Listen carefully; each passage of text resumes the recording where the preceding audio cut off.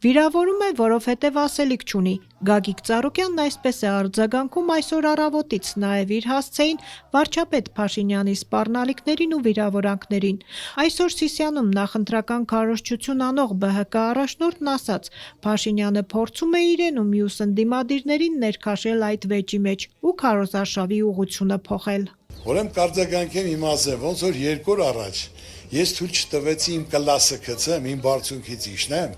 հիմնականում ինքը վիրավորում է, որտեղ ասելու բան չունի, ծրագիր չունի, 8 տարի ժողովրդին խաբել է, այն առաջի օրվանից մեզ էլ ինձ էլ է խաբել, մինչև այսօր, եթե նա ծրագիր ունենար, ժողովրդին կներկայացներ իր ծրագիրը շատ հանգիստ։ Արդեն Գորիսում ընդդիմությանը քննադատող Փաշինյանին հարցնում էր, թե 8 տարում ինչ է արել։ Օլիմպիական կոմիտեի նախագահ Ծառուկյանն այստեղ հիշեցրեց, թե ինչպես իր ու աշխարհի օլիմպիական կոմիտեի նախագահի անձնական երաշխավորությամբ հայ մարզիկները 11 տարի առաջ Բաքու էին մեկնել։ 2015 թվականին հայկական դրոշը Բաքվի կենտրոնում բարձրացել է եւ մեր Միրան Հարությունյանը իր ցավը տանեմ կարողացավ Բաքվում հիմնական ժերեբովկան այնպես են անել, որ Միրան Հարությունյանն ընկավ աշխարհի չեմպիոն Ալիևի հետ, ազգանուն այդ մարզիչի Ալիև էր, ու հիմնականում մեր մարզիկը կարողացավ իրան հաղթել, որ այդ ստադիոնում դալիճում ճաշ չէր դզում, որ կարողացավ ազգի պատիվը բարձր պահել եւ Բաքվում դրոշը բարձրացնել։ Իսկ պարոն Փաշինյանի օրոք միայն ու միայն դրոշները վառելով, տրորելով կամ մեր հերոս տղաների դիակները դրոշների մեջ փաթաթած են բերում։ Այսօր մեր սպառնալիքը Հայաստանի հիմնական Ալիևն ու Նիկոլ Փաշինյանը, թող այդքան բան ինքը լավ լսի, անտեղի չներվայնանա։ Ծառուկյանը պնդում է, որ քարոզարշավն անցնում է վախի, աշխատանքից ազատելու սպառնալիքների ներքո։ Նորից բերեց իր համակիրների ընտանիքի անդամ Պարեկներին աշխատանքից ազատելու օրինակը, որը եւ ներքին գործերի նախարարությունը եւ իշխանականները հերքել են։ Առանց անուններ կամ բնակավայրեր նշելու այս անգամ էլ պնդում էր, թե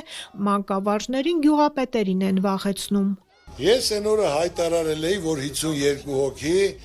ասել եմ, հիմա սաղ ասեցին Պարեկ, մենակ այդքան Պարեկ Աբովյանում չկա։ Դպրոցի ուսուցիչ է եղել, գյուղապետ է եղել, մարզիկ է եղել,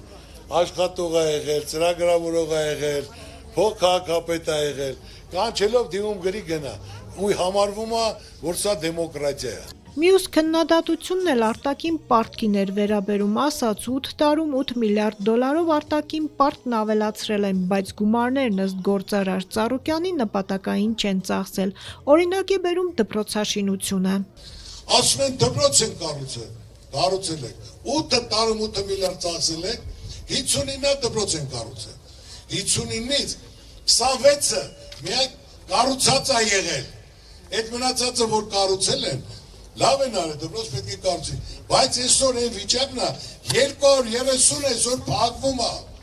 այսինքն ժողովուրդը բացակայում է։ Անվճար կրթություն ու առողջապահություն, թոշակների բարձրացում ու վարկերի համաներում խոստացող քաղաքական այս ուժի ղեկավարը կարծում է, որ հիմնական խնդիրը աշխատանքն է։ Ըստ Ծառուկյանի, Սյունիքի հանքարդյունաբերական ներուժը ճիշտ չի օգտագործվում։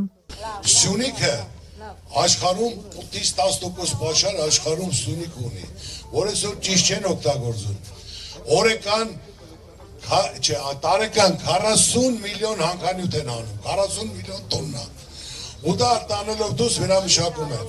Հիմնական Ժորժ ջան,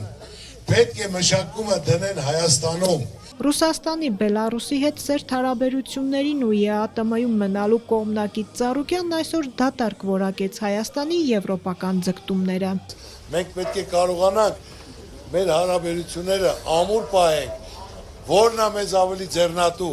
ով ավելի արդյունավետ, ով է կարող մեզ ասենք, թե թևուտիկունք լինի, մեր մեջքը պինդ պահի, ներդրումներ կատարի, ու եմ նա էլ պետք է լինի։ Եթե Ռուսաստանից առավել կա մեկը, Զանդի չկա թողա, բայց չկա։